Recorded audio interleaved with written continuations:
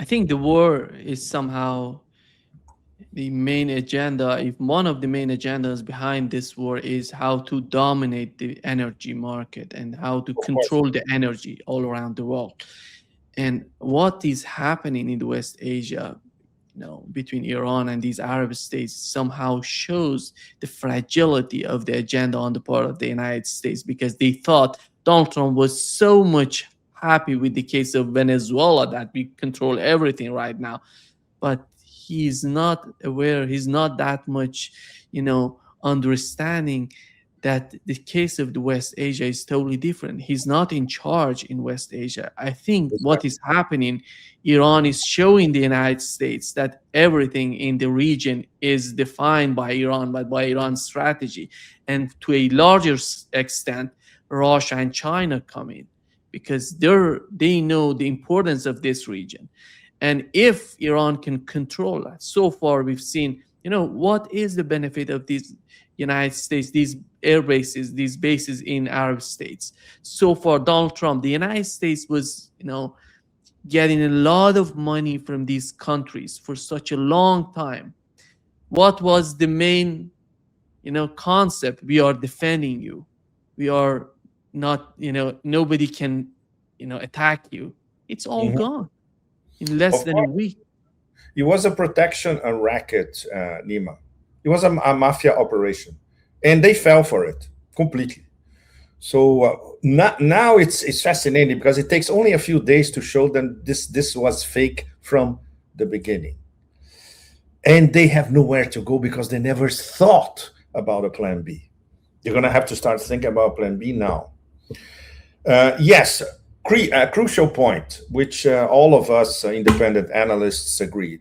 This is an energy war, no question.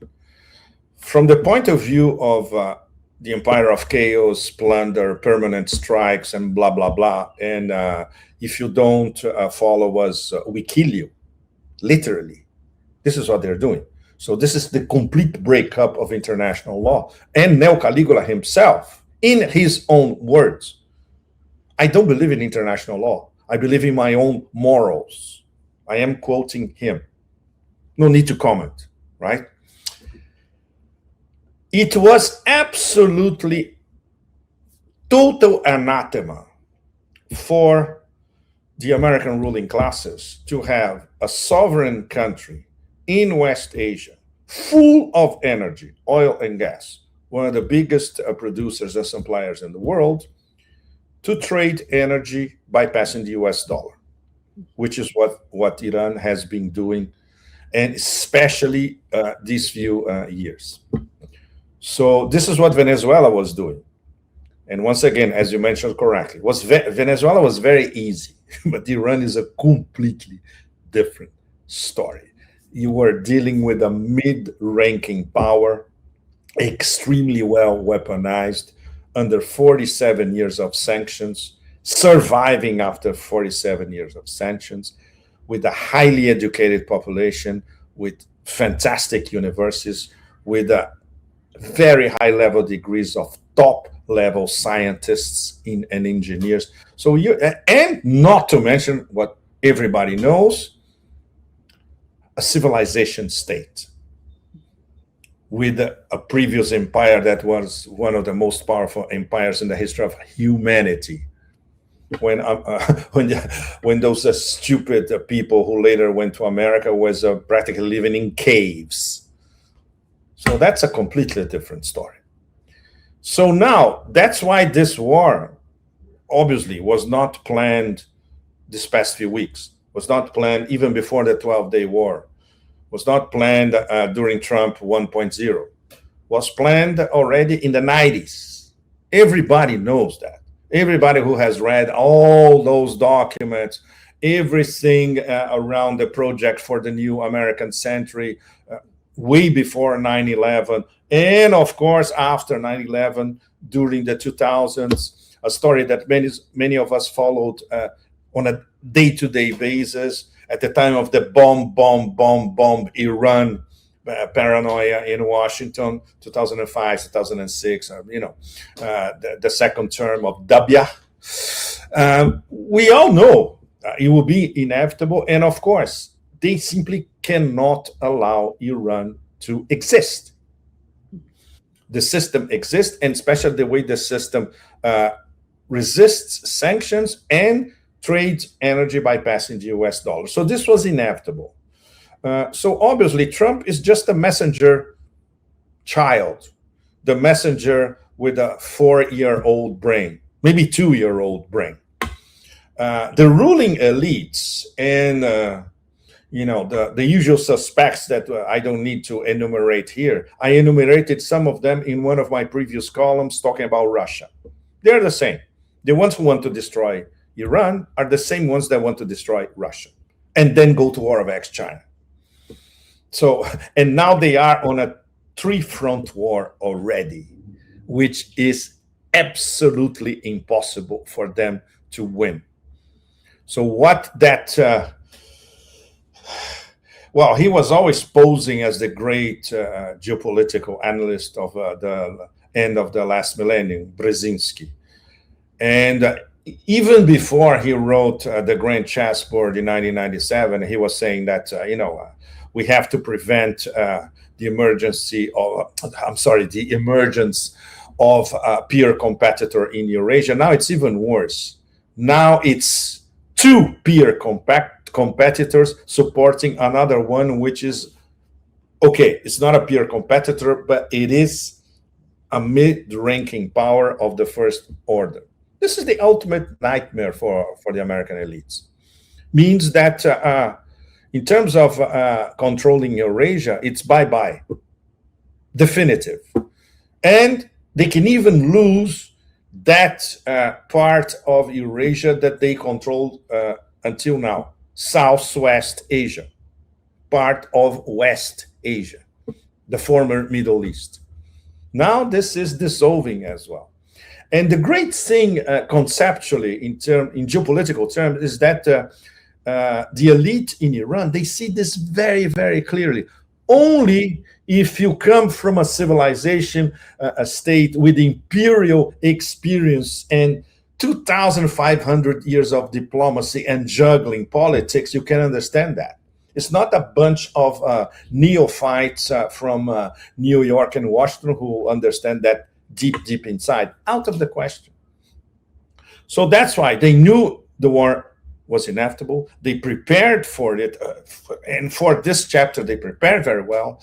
They had, I would say, the honor to have a leader, the stature of Ayatollah Khamenei, who, by the way, had actual war experience during the Iran-Iraq war. Very, very important. He's not a draft dodger.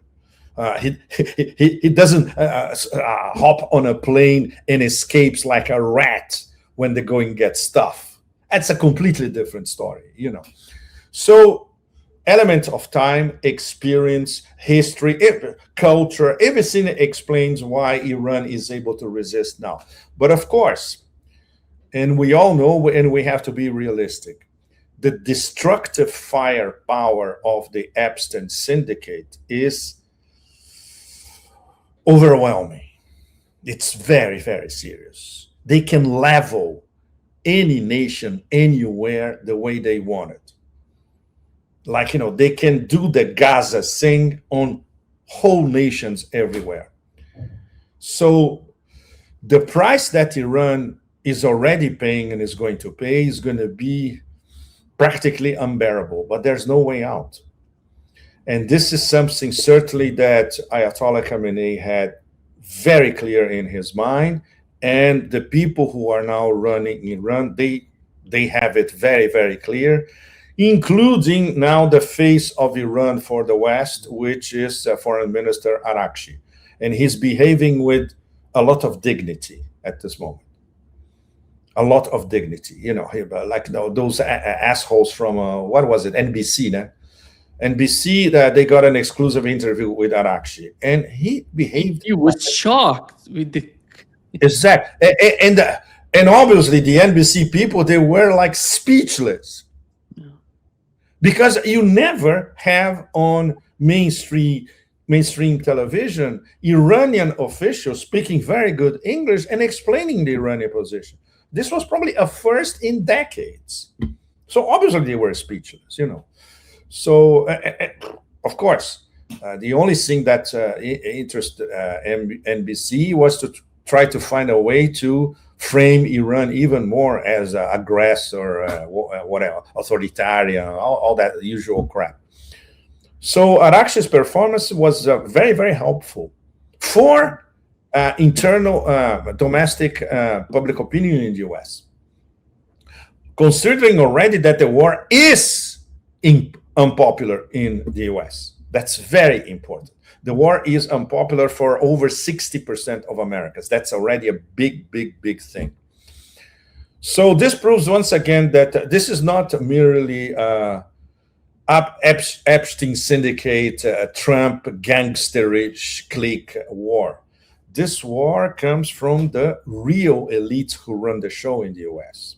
And that proves that they are really desperate. If they launch this war now, is that they see that, look, we have a window of opportunity now. If we don't do it later on, then we're going to be simply expelled from the picture. And once again, Nima, very, very important. It is a war against 3 Brics. It is a war against a full Brics member supported by 2 Brics founders. So this means it's a war against Brics as a whole, especially, and this is the horrible component on all that, with indirect, vicious participation of another Brics member, India, which has behaved in the most disgusting diplomatic way possible. The blow up of Brics at the moment, the responsibility is totally with India.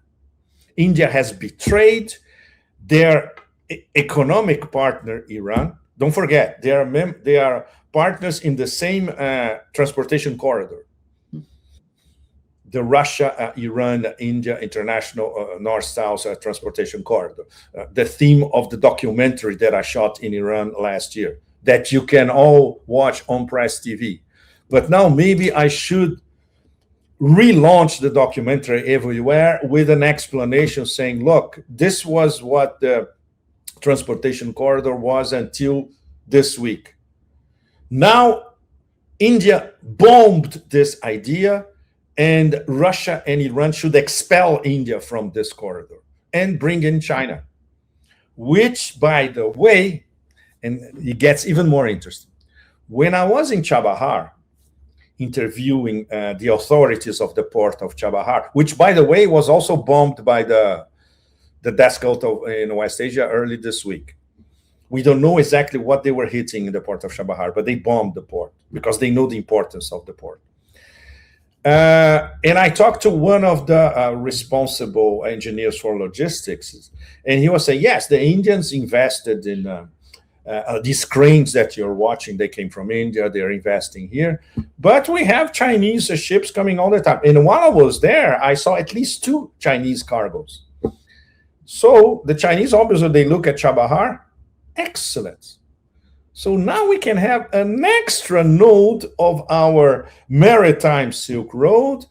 And make no mistake, the Chinese are going to start investing in Chabahar as soon as it's feasible, and they will incorporate that to the Chinese maritime Silk Road. And India can be completely sidelined. And the Iranians, I would say that this would happen as much as simultaneous to the Iranians telling India, yeah, so you want to be part of our economic corridor after what you did to us? After you did not condemn the assassination of Ayatollah Khamenei, after you let our ship be sunk in international waters near Sri Lanka, after we sent our ship to your maritime show in India.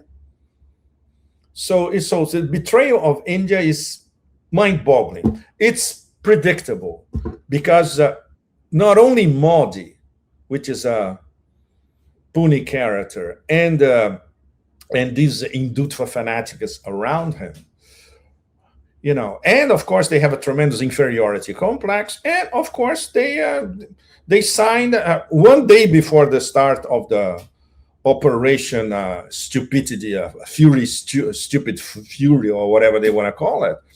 They were, best buddies. They call it Epstein Fury. Huh? Epstein Fury. Yes, we can call it Epstein Fury. Absolutely. But the name is Epic Fury. Yeah, exactly. Epstein Epic Fury. Absolutely.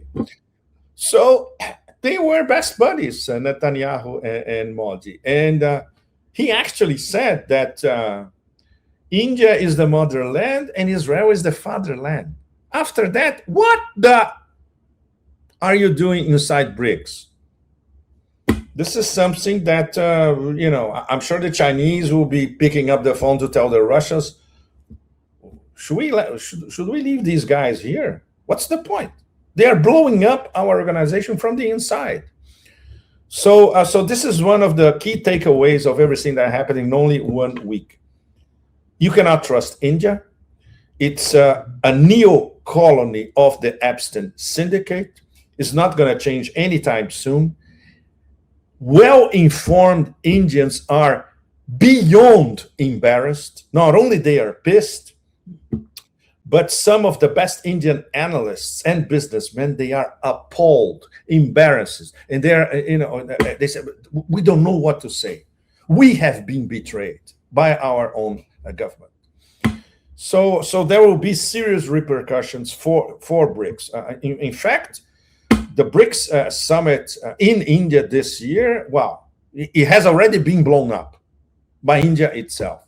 So at the moment, Brics is in coma, serious coma. It pains me to say that, and all of us who have been following Brics very, very closely, but that it's going to be a huge task to resurrect Brics from this fatal stabbing by one of the founding members. I think the problem with the United States and their legitimacy in these Arab states is not just in their Arab states. Look at what is happening in considering Japan and South Korea. Mm-hmm. These two countries were hit by the closure of the Strait of Hormuz, which yesterday, I don't know if you've let UN ask Iran did you close the Strait of Hormuz? They said, no, we didn't close it. It's not open. It's not currently open. But it's not open. And we know how important the Strait of Hormuz is for South Korea and Japan. And you feel how, when you see Peter Thiel in Japan, you see how the United States is trying to say, now everything's going to be normal. We're going to do everything we can.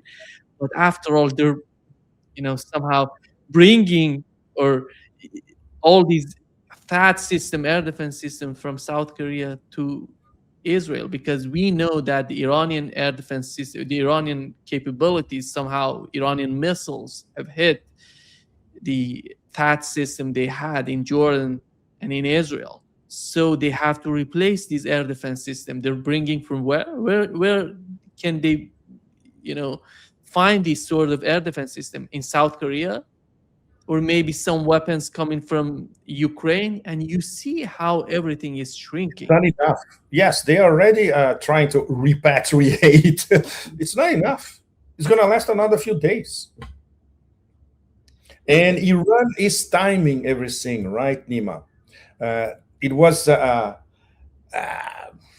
completely crazy first 2 or 3 days. Of course, launchers are being destroyed, but in many cases, they are launching missiles even without the launchers. And they can do that. And very, very important, if you look at everything that is being struck by the Epstein Syndicate, is in the western part of Iran.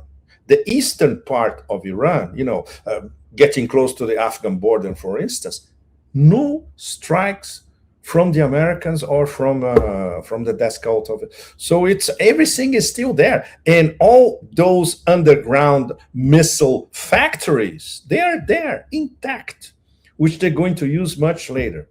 We should never forget, Iran planned for a very long war. And even if everything is destroyed, they have, we still don't know the exact number, but they must have over 20,000 drones, if not more, maybe 40,000 drones. So they can take this to forever if they want.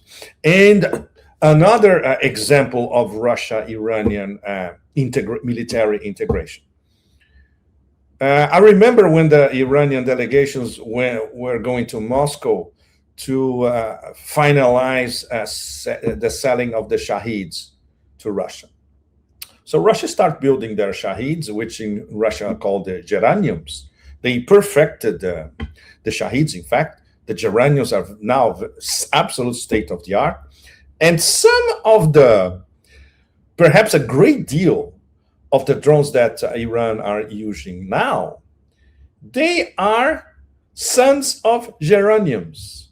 You know why? Because the antenna that they use, the Comet Russian antenna that they use to jam signals, is Russia. So they are Shaheeds with a Russian developed component, this fantastic Comet antenna.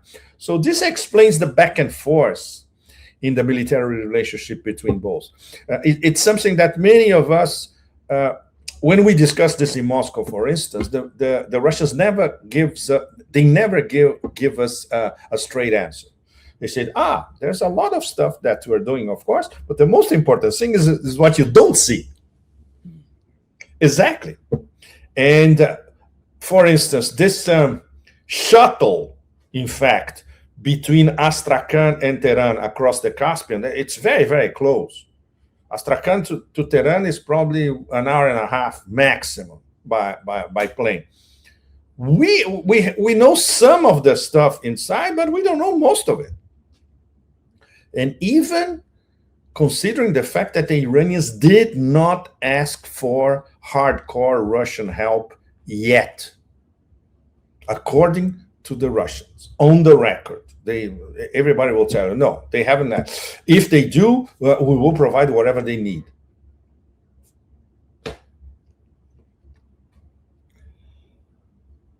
Pepe, one of the questions that Arakchi was asked yesterday by the reporter, and he was asked if Russia and China are helping Iran.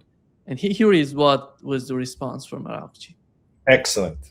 Are your allies Russia and China helping you? Well, they are supporting us politically and otherwise. Are they supporting you militarily? Well, military cooperation between Iran and Russia is not a secret. You know, we have worked with each other in the past, and that has continued. And will continue. I guess. And they are actively helping you in this war? Well, they have always helped us. So I'm gonna understand that to mean yes, that they are actively assisting you in this war. Well, I'm not going to give the details of our cooperation with other countries right in the middle of the war. He just smashed he was impeccable, concise, straight to the point, and obviously the idiot interviewer was perplexed. Yeah. Excellent, very good. That was a very good performance, and of course this is going to play very, very well inside the U.S. People are going to start asking questions. You know, even people who don't follow anything have said, "How come our bloody stupid government didn't know that China and Russia, they have got Iran's back?" Well played. What's so amazing, Pepe? You see, Donald Trump is asking, IRGC commanders, fighters to put down their arms. It's amazing to me, to watch how much you have to be totally disconnected with the reality of what is going on, which is not something new. We've seen this in the war in Ukraine, but of this course. Sort of, they really think that Iran is somehow, it seems that Donald Trump just watching Fox News all the time. He doesn't have any understanding of what's going on. No, Nima, you touched the heart of the matter in terms of Trump's very, very peculiar mix of arrogance and total ignorance. It's typical. He doesn't read. This is something that we had from people in New York who did business with him. He doesn't read intel reports, which land on his desk every morning. He only reacts to Fox News sound bites. And this varies between 5 seconds to 10 seconds. That's it. And obviously, he only reacts to what some people who have direct access to him, there are not many, maybe one of two sentences register in his mind, and that's it. And then he plays that around. Basically, he is a functional illiterate. This is extremely serious. I have no clue how this guy got an university degree. Well, there are many in the US who actually managed to do it. And obviously, if you look at his vocabulary, if you look at his terminology, if you look at the selection of words that he uses over and over again to the point of extreme redundancy, it's between 50 and 60 words maximum. Not to mention 3 or 4 adjectives that are repeated over and over again of the tremendously kind. That's it. The restriction of the vocabulary and the restriction of how he communicates, it's a direct reflection of how restricted his view of the world is. He doesn't know shit about the rest of the world. That's it, period. So that's why it's so dangerous. We are dealing with a larger-than-life functional illiterate making these decisions, capable of saying something monumentally stupid like, they should call me so I select the next leader of Iran. And it's not a joke. He actually believes that. No, it's not a joke. He's not a bright or brilliant enough to throw a one-liner like this or make it a joke. No. So that's why it is much more dangerous than it would be in the first place if we were dealing with a relatively rational president. Well, there are not many in the modern history of the United States. But for instance, Bill Clinton was a relatively rational guy with all his problems. He was a good orator. He used to read, at least. He could, he was a very good public speaker. But now we are dealing with this thing. And on top of it, even worse, he thinks that he can do anything because I don't care about international law. I only care about myself. I can rule the world. He is acting like a Neo-Caligula, not only for the Neo-Roman Empire, but for the whole planet.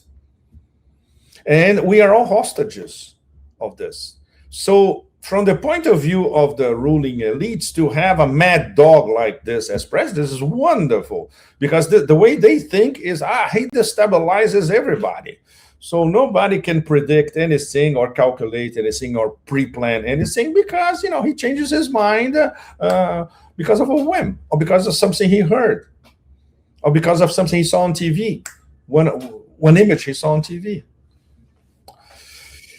So can you imagine, Anima, for a very rational Iranian leadership, you have to factor this into your models, all of them. Not to mention the lunacy and the dementia of the death cult in West Asia. So together. So they're fighting this cycle killers. It's very, very tough. And the fact that only in 1 week they managed to destabilize the whole game is already immensely impressive. But they have to keep it.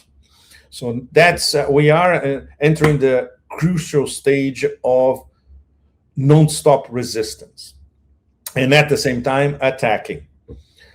Asymmetrical warfare, yes, there's no question this is an asymmetrical war, but Iran has to sustain this asymmetry for days, weeks, and if it's the case, months. And that's the challenge. And that's why all of us, we are worried. Do they have it? Personally, I think they have it. As long as they keep their ability to continue launching their missiles and their drones, they can go on for a long time. And once again, as absolutely heartbreaking as it is for all of us, for you as an Iranian, for all of us as members of the Global South, Iran is going to pay a very, very heavy price, but there's no escape. And they're producing 24/7, Yes. they don't have, they're not that much afraid of a long war. They have been prepared for this. They are prepared for a long war. Yeah, they've been. They are prepared for what they're going to suffer. Yes. Yeah. I think, Pepe, before wrapping up, you've mentioned, Donald Trump being, ignorant or doesn't understand the situation. But I would argue the whole system is the same. The whole system doesn't work. Look at what is happening in the case of Ukraine, in the case of right now Iran, and next China. Do you see any expert in the American system, like, of the caliber of Ray McGovern or Ambassador Chas Freeman? They don't exist. They don't Yes. see these people in the system. They don't understand Russia. They don't understand Iran. They don't understand China. They want to dictate. They want to force their sort of mindset on these people, on these nations. These are civilizations. These are not, little countries that you can force, you can govern, you can manipulate. And there is no understanding of that in the whole system. It doesn't matter if Republican, Democrat, they don't understand it. Well, it's cultural, Nima. It's these idiots never read Lévi-Strauss. They don't understand anthropology to start with. This means they don't understand the other. For them, the other as a category, it's by necessity inferior, and that ties with the manifest destiny, with exceptionalism, with the fact that we are better than anybody else. And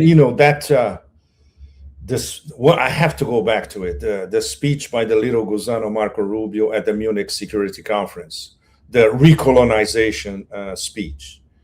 Not only he was selling the recolonization of the Global South as a whole, but he called Europeans to tie their wagons to the big American wagon. Because if they do that, they're going to recover the glory that they lost. Which means, among other things, that this whole historical tradition of especially the past 250 to 300 years, is not 500 years. The Europeans were not ruling the world in the 16th century or the 17th century. They started in the 18th century to rule the world, really. This idiot is tying up the Americans to this tradition. So, in fact, there was never an independence of the United States. So, if you read that, obviously, the idiots who wrote this, he didn't write that. He doesn't have the mental capacity to write a speech like that. His speech writers obviously didn't make this connection. He's selling the United States. We know who he is. His speech writer, Stephen. Exactly. But he's selling the U.S. In the continuity of colonial exploitation of the West, which is the tradition of the West. At least, if people read, the people who actually read the speech from the Global South, they can understand that in a flash. Yes, these idiots are even worse than the previous colonizers. And it's the same unbroken tradition coming from the West. And it's true because the American elites, essentially, the real American elites, old money in the US, the people behind, those old, what we call the Boston Brahmins, the really old money in the East Coast, they are essentially Europeans. Their mentality is colonial Europe. So at least now that's clear. And obviously the Russians see that, the Iranians see that, the Chinese obviously see that, the Indians know, intellectuals in India, yes, see that. Not this absolutely ghastly Modi BJP gang. And Brazil, I'm sure the best minds in Brazil see that as they see, here in Brazil, they're aware.